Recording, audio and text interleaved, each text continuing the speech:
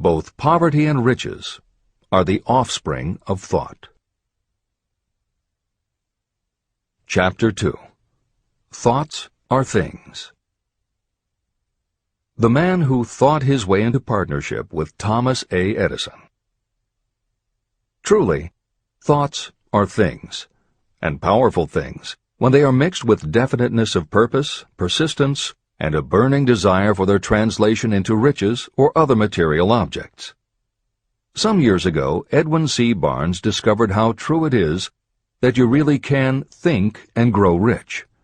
His discovery did not come about at one sitting. It came little by little, beginning with a burning desire to become a business associate of the great Thomas Edison.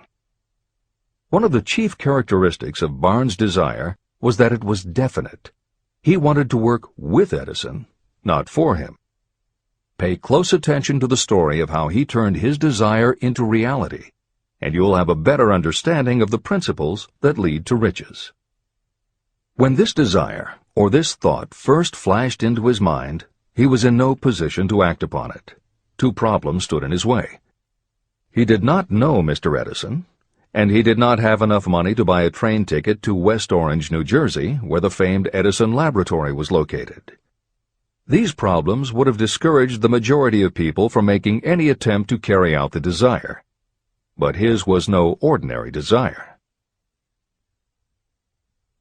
The Inventor and the Tramp.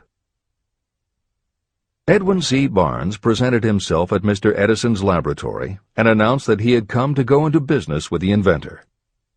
Years later, in speaking about that first meeting, Mr. Edison said about Barnes, "He stood there before me looking like an ordinary tramp, but there was something in the expression of his face which conveyed the impression that he was determined to get what he had come after. I had learned from years of experience with men that when a man really desires a thing so deeply that he is willing to stake his entire future on a single turn of the wheel in order to get it, he is sure to win. I gave him the opportunity he asked for, because I saw he had made up his mind to stand by until he succeeded. Subsequent events proved that no mistake was made." It could not have been the young man's appearance that got him his start in the Edison office. That was definitely against him. It was what he thought that counted. Barnes did not get his partnership with Edison on his first interview. What he did get was a chance to work in the Edison offices at a very nominal wage. Months went by. Nothing happened to bring nearer the goal that Barnes had set as his definite major purpose. But something important was happening in Barnes' mind. He was constantly intensifying his desire to become the business associate of Edison. Psychologists have correctly said, when one is truly ready for a thing, it puts in its appearance. Barnes was ready for a business association with Edison, and he was determined to remain ready until he got what he was seeking. He did not say to himself, "Ah, well, what's the use? I guess I'll change my mind and try for a salesman's job." But he did say, "I came here to go into business with Edison, and I'll accomplish my goal if it takes the remainder of my life." He meant it. What a different story people would tell if only they would adopt a definite purpose and stand by that purpose until it had time to become an all-consuming obsession. Maybe young Barnes did not know it at the time, but his bulldog determination and his persistence in focusing on a single desire was destined to mow down all opposition and bring him the opportunity he was seeking. When the opportunity came, it appeared in a different form and from a different direction than Barnes had expected. That is one of the tricks of opportunity. It has a sly habit of slipping in by the back door, and often it comes disguised in the form of misfortune or temporary defeat. Perhaps this is why so many people fail to recognize opportunity. Mr. Edison had just perfected a new device, known at that time as the Edison dictating machine.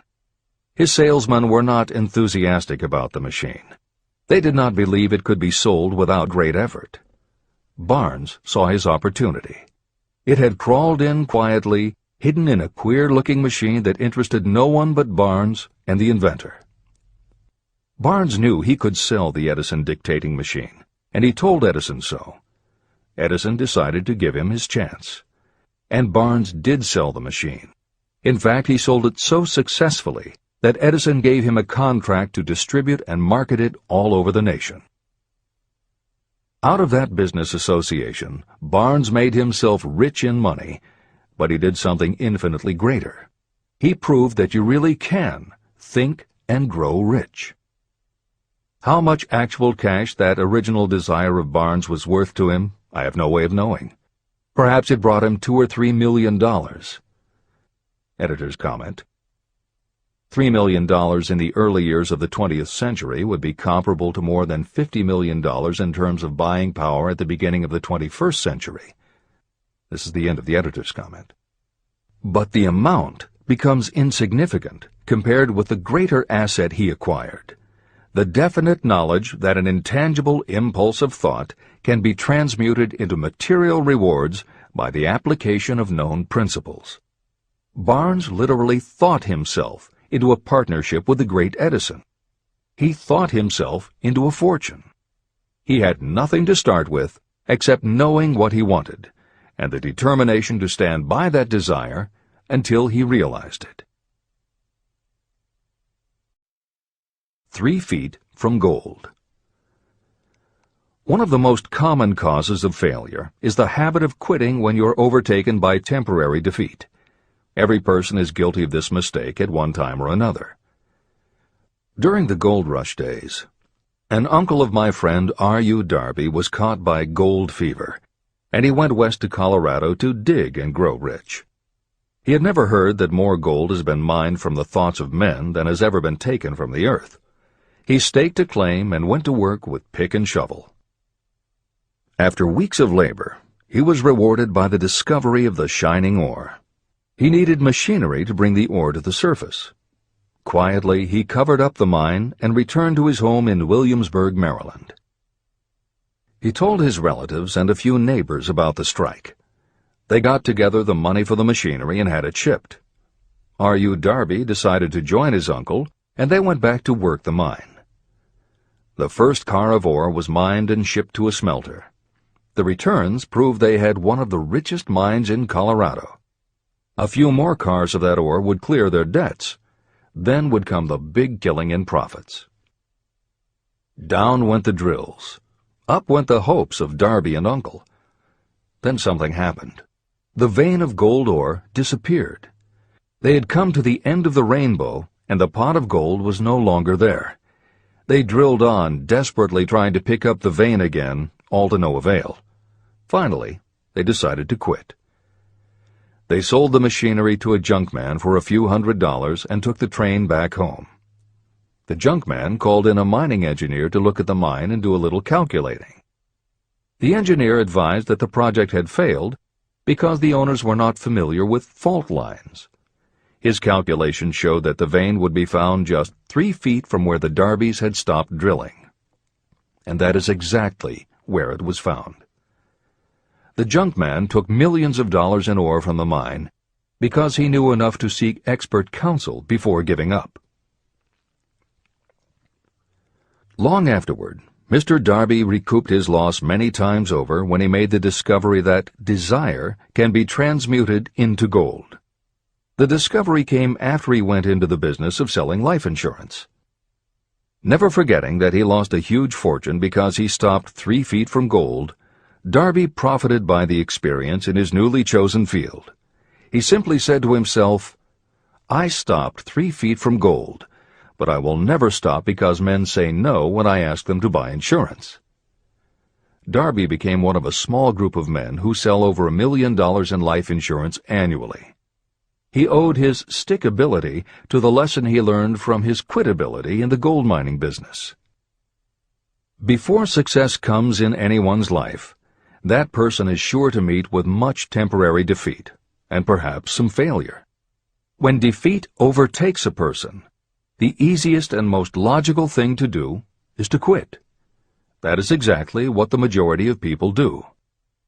More than 500 of the most successful people this country has ever known told me their greatest success came just one step beyond the point at which defeat had overtaken them. Failure is a trickster with a keen sense of irony and cunning. It takes great delight in tripping you just when success is almost within reach. Editor's comments. Napoleon Hill's creed, "Every failure brings with it the seed of an equivalent success," was the inspiration for entrepreneur and motivational speaker Wayne Allen Root to write his book, The Joy of Failure. Published in the late 1990s, it not only tells Wayne's personal story of using his failures as stepping stones to success, he also recounts stories from other successful people, which prove that the rich and famous got to be that way only because of what they learned from their failures. People such as Jack Welch, the hugely successful CEO of General Electric, who early in his career failed dramatically when a plastics plant for which he was responsible blew up. Billionaire Charles Schwab was a failure at school and university, flunking basic English twice due to a learning disability, and then failed on Wall Street more than once before he thought of the idea that grew to make him very rich indeed. Sylvester Stallone, Bruce Willis, Oprah Winfrey, Bill Clinton, Stephen Jobs, Donald Trump, and a host of other equally well-known achievers all had to fail in order to learn the lessons that ultimately made them successes. Every one of them was a failure, but none of them was defeated. Charles F. Kettering, who patented more than 200 inventions including the automobile ignition, the spark plug, Freon for air conditioners, and the automatic transmission, said, "From the time a person is 6 years old until he graduates from college, he has to take 3 or 4 examinations a year. If he flunks once, he is out. But an inventor is almost always failing. He tries and fails maybe 1,000 times. If he succeeds once, then he's in." These two things are diametrically opposite. We often say that the biggest job we have is to teach a newly hired employee how to fail intelligently. We have to train him to experiment over and over and to keep on trying and failing until he learns what will work. Failures are just practice shots. This is the end of the editor's comment. A 50-cent lesson in persistence. Shortly after Mr. Darby received his degree from the University of Hard Knocks, he witnessed something that proved to him that no does not necessarily mean no. One afternoon, he was helping his uncle grind wheat in an old-fashioned mill. The uncle operated a large farm on which a number of sharecropper farmers lived. Quietly, the door was opened, and a small child, the daughter of a tenant, walked in and took her place near the door. The uncle looked up, saw the child, and barked at her roughly, "What do you want?" Meekly the child replied, "My mom says to send her 50 cents. "I'll not do it," the uncle retorted. "Now you run on home." But she did not move. The uncle went ahead with his work, not noticing that she did not leave. When he looked up again and saw her still standing there, he said, "I told you to go on home. Now go, or I'll take a switch to you." But she did not budge. The uncle dropped a sack of grain he was about to pour into the mill hopper and started toward the child. Darby held his breath. He knew his uncle had a fierce temper. When the uncle reached the spot where the child was standing, she quickly stepped forward one step, looked up into his eyes, and screamed at the top of her voice, "My mom's got to have that 50 cents!"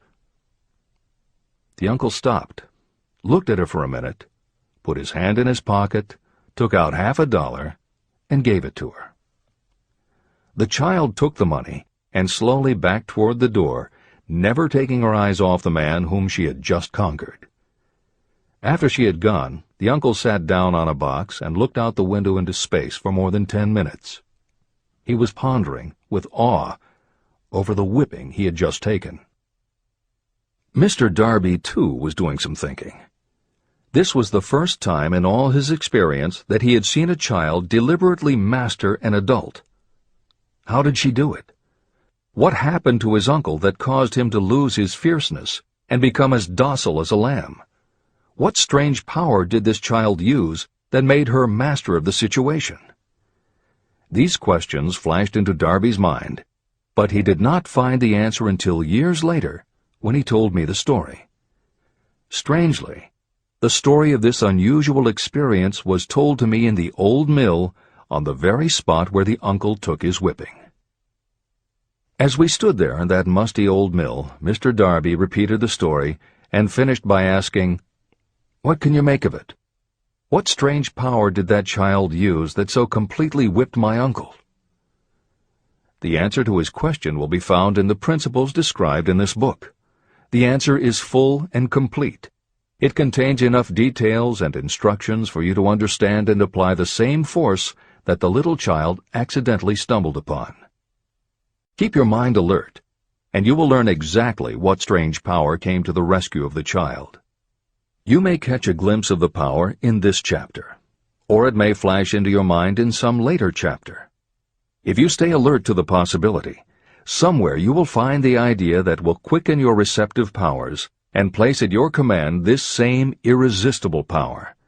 It may come in the form of a single idea, or it may come as a complete plan or a purpose. It may even cause you to go back over your past experiences of failure or defeat, and in doing so, it may bring to the surface some lesson by which you can regain all that you lost through defeat. After I had explained to Mr. Darby the power unwittingly used by the little child, he mentally retraced his 30 years as a life insurance salesman. As he did so, it became clear to him that his success was due, in no small degree, to the lesson he had learned from the child.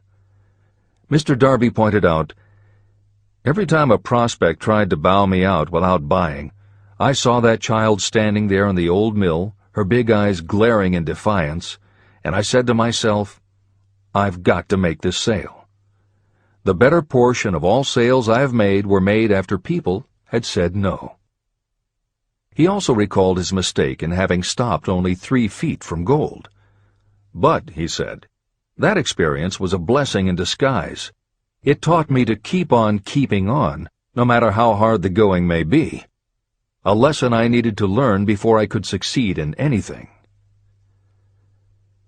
Mr. Darby's experiences were commonplace and simple enough, yet they held the answer to his destiny in life. In fact, to him the experiences were as important as life itself, and he was able to profit from these 2 important experiences because he analyzed them and found the lesson they taught. But what if you don't see the events of your life as being experiences of such profound significance? And what about the young person who doesn't yet have even minor failures to analyze? Where and how will they learn the art of converting defeats into the stepping stones to opportunity? That is exactly why this book was written, to answer those questions. To convey my answer, I have constructed 13 principles. These principles work individually or together as catalysts. The specific answer that you are looking for may already be in your own mind. Reading these principles may be the catalyst that causes your answer to suddenly come to you as an idea, a plan, or a purpose. One sound idea is all you need to achieve success.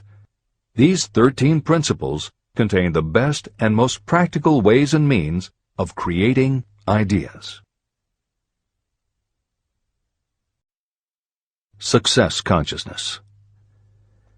Before I go any further in the description of these principles, you should know this. When riches begin to come, they come so quickly and in such great abundance that you will wonder where they've been hiding during all those lean years. This is an astounding statement, especially when you take into consideration the popular belief that riches come only to those who work hard and long.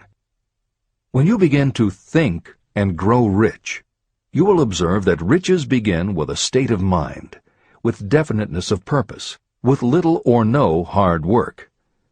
What you need to know now is how to acquire the state of mind that will attract riches. I spent 25 years researching the answer to that question, because I, too, wanted to know how wealthy men become that way.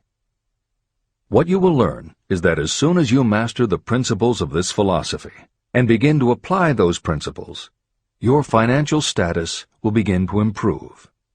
Everything you touch will begin to transmute itself into an asset for your benefit.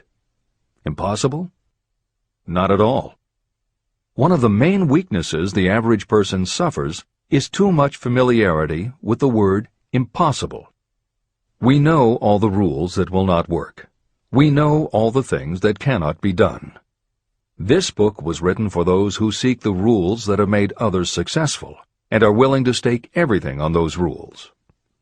Success comes to those who become success-conscious. Failure comes to those who allow themselves to become failure-conscious. The object of this book is to help you learn the art of changing your mind from failure consciousness to success consciousness. Another weakness is the habit of measuring everything and everyone by your own impressions and beliefs. Some of you reading this will have trouble believing that you can think and grow rich because your thought habits have been steeped in poverty, misery, failure, and defeat. This kind of thinking reminds me of the story about the man who came from China to study at the University of Chicago. One day, President Harper met this young man on campus and stopped to chat with him for a few minutes. He asked what had impressed him as being the most noticeable characteristic of the American people. "Why," the student exclaimed, "the unusual shape of your eyes." It's all a matter of perspective and habit. The same is true of your belief in what a person can achieve. If you have formed the habit of seeing life only from your own perspective, you may make the mistake of believing that your limitations are in fact the proper measure of limitations. The impossible Ford V8 motor. When Henry Ford decided to produce his famous V8 motor, he chose to build an engine with the entire 8 cylinders cast in one block. Ford instructed his engineers to produce a design for the engine. The design was drawn up on paper, but the engineers agreed to a man that it was simply impossible to cast an 8-cylinder engine block in one piece. Ford said, "Produce it anyway." But they replied, "It's impossible." "Go ahead," Ford commanded, "and stay on the job until you succeed, no matter how much time is required." So the engineers went ahead. 6 months went by. Nothing happened. Another 6 months passed, and still nothing. The engineers tried every conceivable plan to carry out the orders, but the thing seemed out of the question. Impossible. At the end of the year, Ford again checked with his engineers, and again they told him they had found no way to carry out his orders. "Go right ahead," said Ford. "I want it, and I'll have it." They went ahead. And then, as if by a stroke of magic, the secret was discovered. The Ford determination had won once more. Henry Ford was a success because he understood and applied the principles of success. One of these principles is desire, knowing clearly what you want. Remember this Ford story as you continue reading this book. Pick out the lines in which the secrets of his stupendous achievement have been described. If you do this, if you can put your finger on those particular principles that made Henry Ford rich, you may equal his achievements in almost any calling for which you are suited. Editor's comments.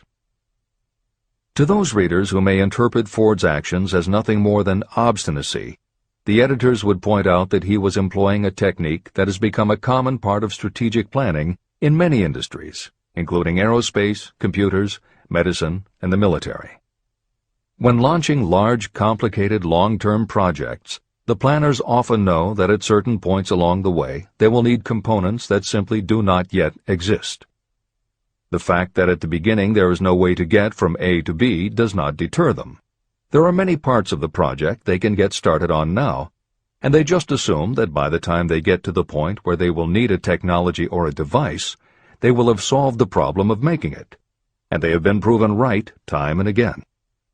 Stated simply, the technique is to clearly know what you want to accomplish, have faith in your ability to do it, and persist until you have accomplished your goal. This is the end of the editor's comments. Why you are the master of your fate.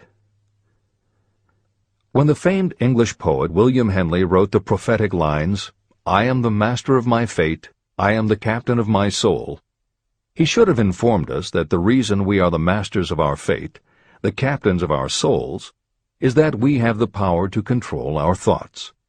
He should have told us that it is because in some way our brains become magnetized with the dominating thoughts that we hold in our minds. And it is as though our magnetized minds attract to us the forces, the people, and the circumstances of life that are in sync with our dominating thoughts. He should have told us that before we can accumulate riches in great abundance, we must magnetize our minds with intense desire for riches. That we must become money-conscious until the desire for money drives us to create definite plans for acquiring it. But, being a poet, Henley contented himself by stating a great truth in poetic form, leaving those who followed him to interpret the philosophical meaning of his lines. Little by little, the truth has unfolded itself, until I have come to know with certainty that the principles described in this book hold the secret of mastery over our economic fate. Principles that can change your destiny. We are now ready to examine the first of these principles, and as we do, I ask you to maintain a spirit of open-mindedness.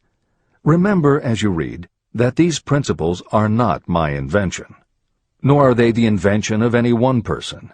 These principles have worked for literally millions of people. You, too, can put them to work for you and your own enduring benefit. You will find it easy, not hard to do. Some years ago, I delivered the commencement address at Salem College in Salem, West Virginia. I emphasized with so much intensity the need to have a burning desire that one of the members of the graduating class became completely convinced and made it a cornerstone of his own philosophy. That young man became a congressman and an important factor in President Franklin D. Roosevelt's administration. He wrote me a letter in which he so clearly stated his opinion of the principle of desire outlined in the next chapter, that I have chosen to publish his letter as an introduction to that chapter. It gives you an idea of the rewards to come. My dear Napoleon, my service as a member of Congress having given me an insight into the problems of men and women, I am writing to offer a suggestion which may become helpful to thousands of worthy people. In 1922, you delivered the commencement address at Salem College, when I was a member of the graduating class. In that address you planted in my mind an idea, which has been responsible for the opportunity I now have to serve the people of my state, and will be responsible, in a very large measure, for whatever success I may have in the future. I recall, as though it were yesterday, the marvelous description you gave of the method by which Henry Ford, with but little schooling, without a dollar, with no influential friends, rose to great heights. I made up my mind then, even before you had finished your speech, that I would make a place for myself, no matter how many difficulties I had to surmount.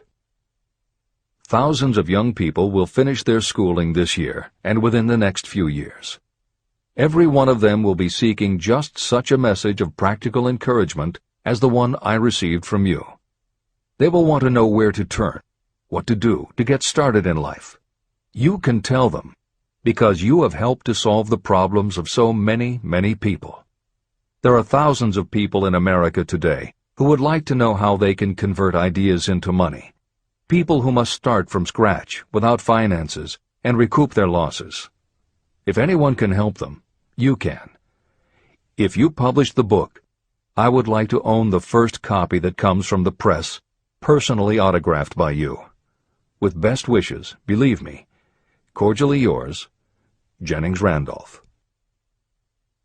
Since that time in 1922, I watched Jennings Randolph rise to become one of the nation's leading airline executives, a great inspirational speaker, and a United States Senator from West Virginia. 35 years after I made that speech, it was my pleasure to return to Salem College in 1957 and deliver the baccalaureate sermon. At that time, I received an honorary Doctor of Literature degree from Salem College. Editor's comments. As you begin the next chapter, the editors would like to reinforce the earlier statement that what you are reading is not just a collection of theories out of which you can cherry-pick what you like. The 13 principles of success were proven by the real-life experiences of the long list of famous successful people cited earlier by Napoleon Hill. His techniques are also practiced and endorsed by the contemporary experts and authors whom the editors mentioned, following Hill's list. More than 60 million people have purchased copies of the book that you are now holding in your hands. If this book has proven to be that successful, surely you owe it to yourself to give it every chance to work for you too. Read it. Don't question it. Do it. If you don't, if you think that you know better than Napoleon Hill, if you decide to pick and choose the parts that you will believe or follow, then if you don't succeed, you will never know if your failure lies with this book or with you. This is the end of the editor's comments. Whatever the mind of man can conceive and believe, it can achieve. Chapter 3. Desire, the starting point of all achievement. The first step toward riches. When Edwin C. Barnes climbed down from the freight train in West Orange, New Jersey, he may have resembled a tramp, but his thoughts were those of a king. As he made his way from the railroad tracks to Thomas A. Edison's office, his mind was at work. He saw himself standing in Edison's presence. He heard himself asking Mr. Edison for an opportunity to carry out the one consuming obsession of his life, a burning desire to become the business associate of the great inventor. Barnes' desire was not a hope. It was not a wish. It was a pulsating desire which transcended everything else. It was definite. A few years later, Edwin C. Barnes again stood before Edison, in the same office where he first met the inventor. This time, his desire had been translated into reality. He was in business with Edison. The dominating dream of his life had become a reality. Barnes succeeded because he chose a definite goal, placed all his energy, all his willpower, all his effort. He put everything he had into achieving that goal. 5 years passed before the chance he had been seeking made its appearance. To everyone except himself, he appeared to be just another cog in the Edison business wheel. But in Edwin Barnes' own mind, he was the partner of Edison every minute from the very day that he first went to work there. It is a remarkable illustration of the power of a definite desire. Barnes won his goal because he wanted to be a business associate of Mr. Edison's more than he wanted anything else. He created a plan by which to attain that purpose, and he burned all bridges behind him. He stood by his desire until it became the dominating obsession of his life, and finally, a fact. When he went to West Orange, he did not say to himself, "I will try to induce Edison to give me a job of some sort." He said, "I will see Edison and put him on notice that I have come to go into business with him." He did not say, "I will keep my eyes open for another opportunity in case I fail to get what I want in the Edison organization." He said, "There is one thing in this world that I am determined to have, and that is a business association with Thomas A. Edison. I will burn all bridges behind me and stake my entire future on my ability to get what I want." He left himself no possible way of retreat. He had to win or perish. That is all there is to the Barnes story of success. Allow yourself no retreat. A long while ago, a great warrior faced a situation in which he had to make a decision that ensured his success on the battlefield. He was about to send his armies against a powerful foe whose men outnumbered his. He loaded his soldiers into boats, sailed to the enemy's country, and unloaded the soldiers and equipment. Then he gave the order to burn the ships that had carried them. Addressing his men before the first battle, he said, "You see the boats going up in smoke. That means we cannot leave these shores alive unless we win. We now have no choice. We win or we perish." They won. Every person who wins in any undertaking must be willing to burn his ships and cut all sources of retreat. That is the only way you can be sure of maintaining the state of mind known as a burning desire to win. It is essential to success. The morning after the Great Chicago Fire, a group of merchants stood on State Street, looking at the smoking remains of what had been their stores. They went into a conference to decide if they would try to rebuild or if they would leave Chicago and start over in a more promising section of the country. They decided to leave. All except one.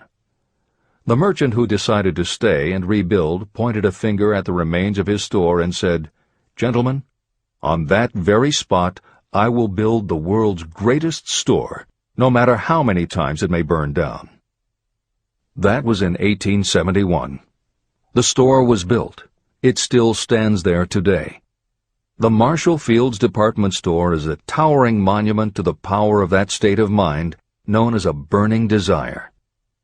The easy thing would have been for Marshall Field to do exactly what his fellow merchants did.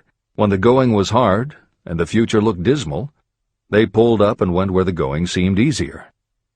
Mark well this difference between Marshall Field and the other merchants. It is that difference which distinguishes those who succeed from those who fail. Every human being old enough to understand the value of money wishes for it, but wishing will not bring riches. Desiring riches, with a state of mind that becomes an obsession, then planning definite ways and means to acquire riches, and backing those plans with persistence, a persistence which does not recognize failure, that's what will bring riches. Editor's comments. In other of his writings, Napoleon Hill uses the term definiteness of purpose as being interchangeable with desire. The following explanation is adapted from the Napoleon Hill Foundation's book, Believe and Achieve. Desire, or definiteness of purpose, is more than goal setting. In simplest terms, your desire is your roadmap to achieving an overall career objective. Your goals represent specific steps along the way. Having a desire, or definiteness of purpose for your life, has a synergistic effect on your ability to achieve your goals. As you become better at what you do, you devote all of your resources toward reaching your objective. You become more alert to opportunities, and you reach decisions more quickly. Every action you take ultimately boils down to the question, will this goal help me reach my desire, my overall objective, or won't it? Your purpose will become your life.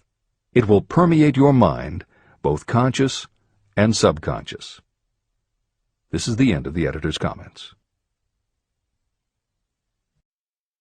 6 ways to turn desire into gold. The method by which your desire for riches can be transmuted into its financial equivalent consists of 6 definite, practical steps. 1. Fix in your mind the exact amount of money you desire. It is not sufficient merely to say, "I want plenty of money." Be definite about the amount. There is a psychological reason for such definiteness explained in subsequent chapters. 2. Determine exactly what you intend to give in return for the money you desire. There is no such reality as something for nothing. 3. Establish a definite date when you intend to possess the money you desire. 4. Create a definite plan for carrying out your desire, and begin at once, whether you are ready or not, to put this plan into action. 5. Now write it out. Write a clear, concise statement of the amount of money you intend to acquire. Name the time limit for its acquisition. State what you intend to give in return for the money, and describe clearly the plan through which you intend to accumulate it. 6. Read your written statement aloud, twice daily. Read it once just before retiring at night, and read it once after arising in the morning. As you read, see and feel and believe yourself already in possession of the money. It is important that you follow the instructions in these 6 steps. It is especially important that you observe and follow the instructions in the 6th step. You may complain that it is impossible for you to see yourself in possession of money before you actually have it. Here is where a burning desire will come to your aid. If you truly desire money so keenly that your desire is an obsession, you will have no difficulty in convincing yourself that you will acquire it. The object is to want money, and to become so determined to have it that you convince yourself you will have it. If you have not been schooled in the workings of the human mind, these instructions may appear impractical. It may help you to know that the information they convey was given to me by Andrew Carnegie, who made himself into one of the most successful men in American history. Carnegie began as an ordinary laborer in the steel mills, but managed, despite his humble beginning, to make these principles yield him a fortune of considerably more than $100 million. Editor's comment. In today's terms, the value of Carnegie's fortune would be at least $20 billion and probably a good deal more.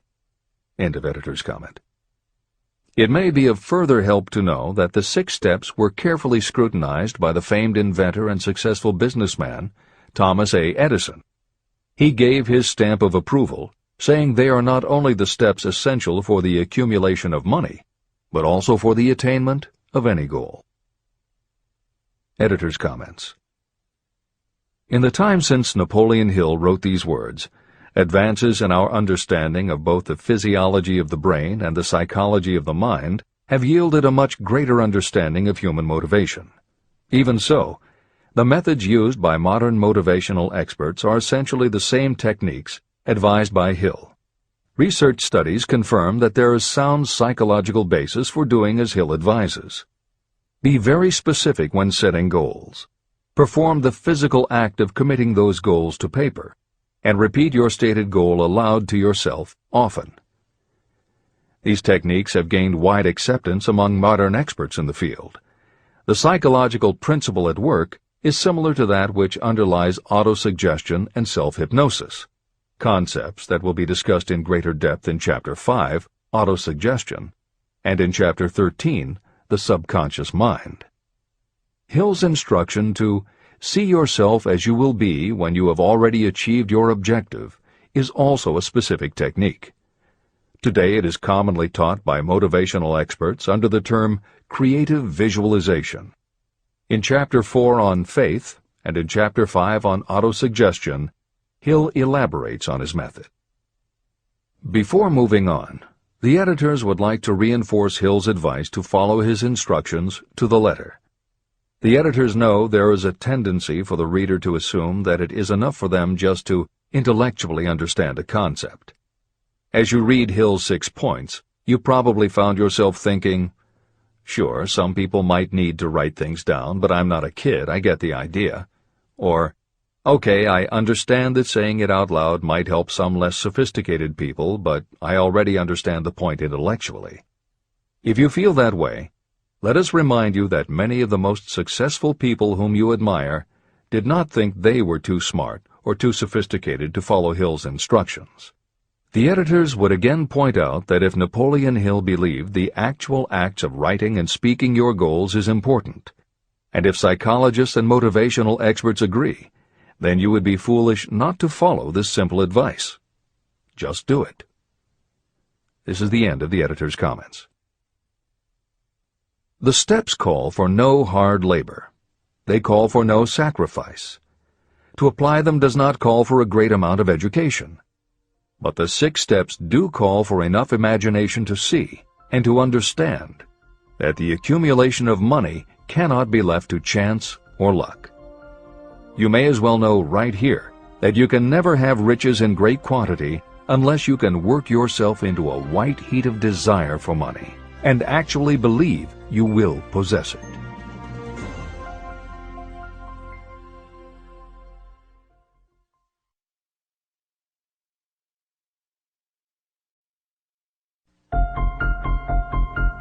The power of great dreams.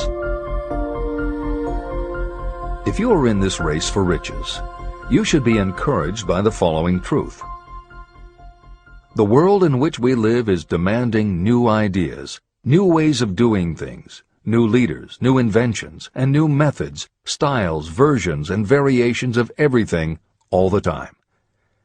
Behind all this demand for new and better things, there is one quality that you must possess to win, and that is definiteness of purpose, the knowledge of what you want, and a burning desire to possess it.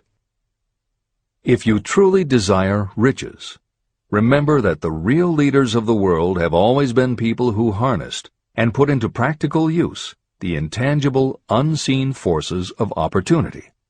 Leaders are the people who convert those opportunities into cities, skyscrapers, factories, transportation, entertainment, and every form of convenience that makes things easier, faster, better, or just make life more pleasant.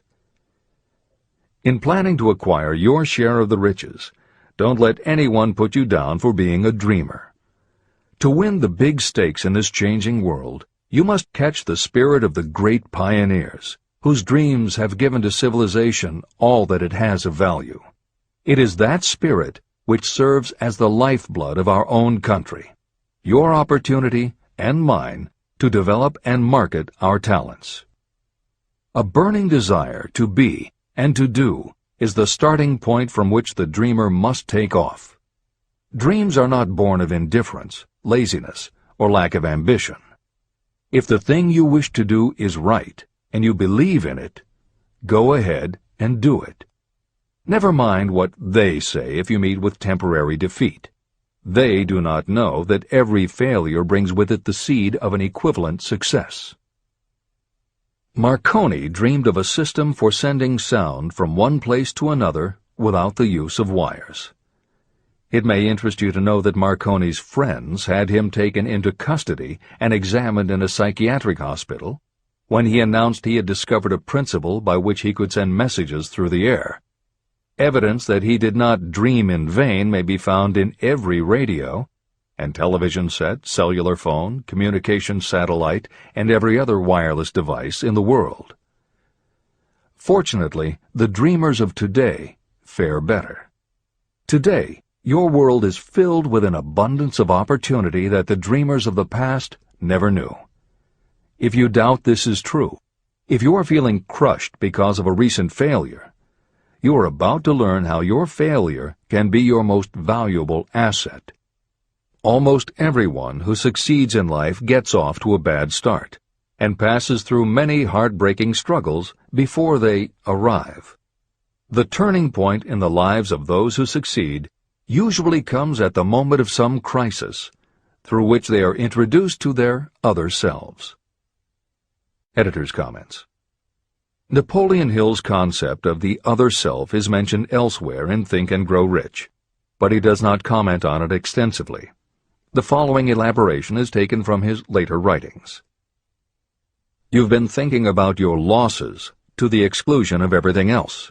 The more you concentrate on them, the more you attract other losses. Stop thinking about them, and make up your mind that you are going to benefit from your experience. Whatever personal obstacles you face, you must start getting to know that side of your personality that knows no obstacles, that recognizes no defeats. Cultivate a friendship with the other you, so no matter what you're doing, you are allied with someone who shares your goals. All the philosophy and advice about persuading others will be much more useful to you if you practice it yourself. This is the end of the editor's comment. Sidney Porter discovered the genius that slept within his brain only after he had met with great misfortune. He was found guilty of embezzlement and confined to a prison cell in Columbus, Ohio, and it was there that he became acquainted with his other self.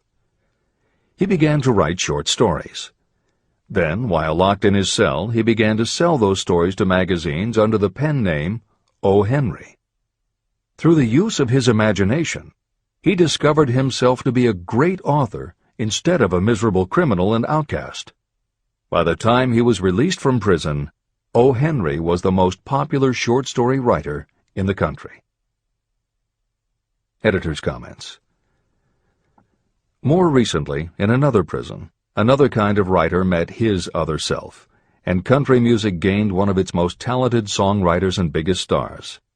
As a kid, Merle Haggard's family home was a converted boxcar in Bakersfield, California. After his father died when Merle was 9, more often than not, home for young Merle was a series of juvenile detention centers. At 16, he quit school, and for the next 4 years the only mark Merle Haggard made in the world was a rap sheet for stolen cars, burglaries, and bogus checks.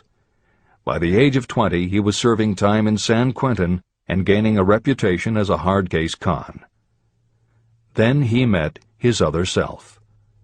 Inspired by a concert Johnny Cash played for the inmates, plus conversations with men on death row and the time he spent in solitary confinement, Haggard learned that he had another self, and that self had something to say through his music. When he got out of solitary, Haggard asked for the hardest job the prison had to offer. He enrolled in night school courses at the prison, straightened himself out, and won his parole after 2.5 years. He went back to Bakersfield and dug ditches during the day so he could polish his songwriting and performing at night. Within 3 years, he had a recording contract. Within 5 years, he had his first top 10 hit, and has since gone on to become one of the most influential voices in modern country music. This is the end of the editor's comments. Thomas Edison dreamed of a lamp that could be operated by electricity, and he began where he stood to put his dream into action. He failed more than 10,000 times. Despite his failures, he stood by that dream until finally he was driven to the discovery of the genius that slept within his brain. Editor's comments. Dean Kamen got to know his other self very early in life. While he was a teenager, Kamen started his own company, building and selling control systems for automated sound and light shows. He was still in high school when he got the contract to automate the Times Square New Year's Eve ball.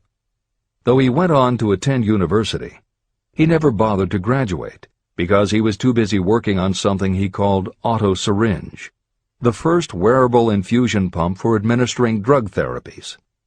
His invention was hailed as a medical landmark, as were many of his other breakthroughs, which include a revolutionary kidney dialysis machine, an insulin pump for diabetics, an improved stent used for heart patients, and more than 150 other devices he has patented. One day, seeing the difficulty a man in a wheelchair was having getting up a curb, Kamen set his mind to creating a device that would liberate people confined to wheelchairs. The result is the iBot, a revolutionary wheel device that uses computers and a system of stabilizing gyroscopes that imitate the working of the human body. It not only goes over curbs, but it will even go up and down stairs, travel over almost any kind of rough ground, and will allow the user to raise themselves eye to eye with a standing person. And it does it all without the user having to get out of the device or needing anyone's assistance. In 2001, Kamen hit the front pages when he introduced the Segway, a one-person people mover based on his iBot technology. It's a two-wheel scooter-like device that zips and zooms forward, backward, left, right, and comes to a stop without the rider doing anything more than barely shifting his or her body. It is so sensitive that it is almost as though it obeys the user's thoughts. The Segway may be a world-changing invention, with possible applications for work and travel that stagger the imagination. As this is being written, the Segway is already being used to navigate large warehouses and is being tested by police departments and postal employees. While traffic cops and City Hall wrangle over whether the Segway belongs on the sidewalk or the road, Dean Kamen is dreaming a new dream. This time, the dream is an invention that may literally bring light to some of the darkest corners of the earth. Kamen has developed a non-polluting electric generator that can use almost anything as fuel. But here's the extraordinary part. He has created a revolutionary closed system so that the engine's heat is used to purify 10 gallons of drinkable water every hour. This amazing invention could bring safe drinking water to parts of the world where contaminated water kills millions, and at the same time, it will provide a source of cheap, reliable electric power. Dean Kamen is not some academic hidden in a lab somewhere. Kamen is an inventor. But like Thomas Edison, he is also an entrepreneur and businessman, creating and marketing devices that are changing the public perception of what an inventor is. This is the end of the editor's comments. Henry Ford, poor and uneducated, dreamed of a horseless carriage. He went to work with what tools he possessed without waiting for opportunity to favor him, and now evidence of his dream belts the entire earth. He put more wheels into operation than any man who ever lived, because he was not afraid to back his dreams. Editor's comments. Stephen Jobs and Steve Wozniak, two university dropouts, dreamed of making and selling computers that the average person could use. Like Ford, working with the tools they possessed, they built the first Apple computer in the Jobs family garage. And like Ford, they weren't afraid to back their dreams. After showing their prototype to a local retailer, they got an order for 25 machines. Jobs sold his Volkswagen, and Woz sold his expensive Hewlett-Packard scientific calculator to raise $1,300 to start their new company. They took the money, convinced the local electronics suppliers to grant them a line of credit, and started production of the Apple I. They revolutionized the computer hardware and software industry. Released in 1976 and priced at $666, the Apple I earned them $774,000. 2 years later, they introduced the Apple II, which in the next 3 years earned $140 million. In 1980, Apple went public, and after the first day of trading, the company had a market value of $1.2 billion. Wozniak left the company in 1981, but Jobs pushed through the development of the Macintosh in 1984. In 1985, Jobs left too, but in 1998 he came back to Apple to revitalize the floundering company with the creation of the iMac computers, the animation company Pixar, the iPod, and iTunes. In presenting stories of contemporary successes, the editors have followed Hill's style of using real people to illustrate the principles of success. But Napoleon Hill was granted a rare privilege.